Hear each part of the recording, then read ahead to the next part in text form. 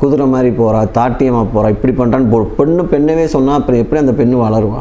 இதில் இன்னொரு ஆச்சரியம் என்ன கேட்டிங்கன்னா, அப்பாட்ட வளர்ந்த குழந்தை இருக்காங்க பார்த்தீங்கன்னா, பெண் குழந்தைங்க, அது நல்ல உயரமாக வளருங்க. வணக்கம். மீண்டும் இறைஞான அமைப்பில் பேசுகிறோம். இன்றைக்கி ஒரு தலைப்பு, பெண்கள் ஏன் உயரம் குறைவாக இருக்கிறார்கள். இன்றைக்கி வரைக்கும் தெரியாத ஒரு விஷயமா இருக்குது. பெண்களுக்கும் சேர்த்து அவங்களே நம்ம குள்ளமாக இருக்கோம், குட்டையாக இருக்குங்கிறது கூட அவங்களுக்கு தெரியல. உயரங்க குறைவாக இருக்குன்னா அவங்க இன்னும் யோசிக்கக்கூட மாட்டேங்கிறாங்க.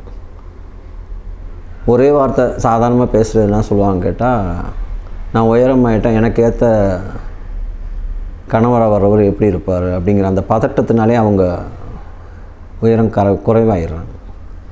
இன்னொரு காரணம் என்னன்னு கேட்டிங்கன்னா, ஆண் எவ்வளோ தான் 2 குழந்தை பேக்குறாங்க, ஒரு ஆண் ஒன்று பேக்குறா, பெண் ஒன்று பேக்குறா. அந்த ஆண் குழந்தை மட்டும் உயரமாக வருது, பெண் குழந்தை மட்டும் குள்ளமாக வருது. காரணம்னா டிஎன்ஏ பெண்ணுடைய டிஎன்ஏ தான் வருது. ஏன்னா இந்த பெண்ணு எப்படி நம்ம உயரம் கூடன்னா நமக்கு ஒரு கணவன் கிடைக்காம போயிடுமோ, நல்ல கணவன் கிடைக்காம போயிடுமோங்கிற அந்த பயத்திலேயே தன் பிள்ளைக்கு வரைக்கும் அந்த டிஎன்ஏ மாறுது. பார்த்துக்கணும். இதில் இன்னொரு ஆச்சரியம் என்ன கேட்டிங்கன்னா, அப்பாட்ட வளர்ந்த குழந்தை இருக்காங்க பார்த்தீங்கன்னா, பெண் குழந்தைங்க, அது நல்ல உயரமாக வளருங்க. அப்போ அந்த வளர்ப்பில் தான் மாறுதே தவிர அவங்களுடைய உடல் வளர்ச்சியில் கிடையாது, மன வளர்ச்சியில் தான் அந்த குழந்தைய வளருது. எங்கே ஆண் மாதிரி திமுறாக இருந்துருவாளோ அப்படிங்கிற மாதிரி தான் நினைக்கிறாங்க. பார்த்த பெரிய தாட்டியமாக போகிறா, இவெல்லாம் திமுறாக போகிறான்னு நினைக்கிறாங்க. உயரமாக வளருது ஒரு தவறா இந்த உலகத்தில்? உயரமாக இருந்தால் அதுக்கேற்ற கணவனும் கிடைக்க தான் போகிறாங்க, ஒரு மனிதன் கிடைக்காமல் இருக்க மாட்டாங்க. ஆனால் தவறான கண்ணோட்டம் பெண்களுக்கு மனதிலே இருக்குது. எங்கே நமக்கு சரியான கணவன் உயரமாக இருந்தால் கிடைக்காம போயிடுமோ அப்படிங்கிறனாலே இவங்க நினைக்கிறாங்க. சரி, இவ்வளோ நாள் நடந்துருச்சு, இனிமேலாவது ஒரு மாற்றத்தை உருவாக்கலாம்ல. நார்மலான வளர்த்தியாவது வளராமா வேண்டாமா? கொஞ்சம் யோசிச்சு பாருங்கள். நம்ம அப்படியே இருக்கணும்னு இது இன்னொரு வகையில் ஆண் ஆதிக்கம் வேறு இதில் ஜாஸ்தியாக இருக்குது. பார்த்தோம் எங்கே நம்மளோட உயரமாக கல்யாணம் முடிச்சு நமக்கு அடங்காமல் நடந்துருவாளோ, அவள் அடங்க மாட்டாளோ, அதிகாரம் பண்ணிடுவாளோங்கிற அந்த பயம் ஆண்களுக்கு. அதனாலே குள்ளமாகவே உயரம் குறைவாகவே அவங்க பெண்களை தேர்ந்தெடுக்கிறாங்க. சமமாக கூட தேர்ந்தெடுக்கிறது கிடையாது. உயரம் குறையிறதுக்கு ஒரு காரணம் என்னென்னா, நம்மளோட மீறி இருக்கக்கூடாது அந்த பெண் அப்படின்னு. ஒரு வகையில் 5 வயசு கம்மியாக எடுக்கிறது அந்த வகையில், இன்னொரு வகையில் உயரமாக எடுக்காமல் போகிறதும் அதுதான். பார்த்துங்க, அவர் கணவரை பார்த்து சொல்லணும், மனைவி என்னங்கன்னே இருக்கணும்.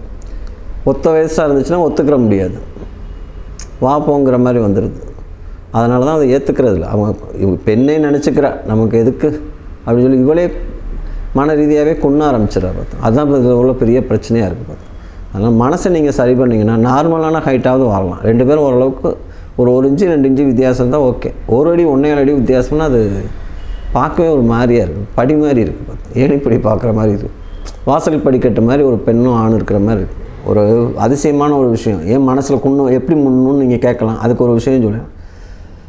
வெளிநாட்டில் ஒரு மரம் இருக்குது, எந்த பேரும் ஞாபகம் இல்லை எனக்கு. அந்த மரம் எப்போயுமே அந்த மரத்தை வெட்டவே முடியாதான். மொத்தம் அந்த மரத்தை வெட்டவே முடியாது. அந்த மரத்தை சுற்றி அந்த ஊர் மக்கள் அந்த வெட்டன்னு நினச்சோம்னா ஊர் மக்கள்லாம் போய் தவறான வார்த்தைகளாக வஞ்சிக்கிட்டே இருப்பாங்களாம். அந்த மரத்தை சுற்றி தவறான சாவை விட்டுக்கிட்டே இருப்பாங்க. அது 1 மாதத்தில் பார்த்திங்கன்னா அப்படியே பட்டு போயிருமா, ஈஸியாக வெட்டிட்டு வந்துடுவாங்கன்னு சொல்லுவாங்க. அந்த மாதிரி ஒரு பெண்ணை ஆக்கிட்டாங்க.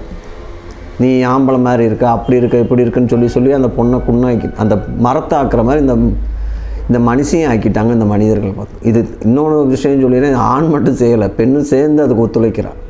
குதிரை மாதிரி போகிறா, தாட்டியமாக போகிறா, இப்படி பண்ணுறான்னு பெண்ணவே சொன்னால் அப்புறம் எப்படி அந்த பெண்ணு வளருவா?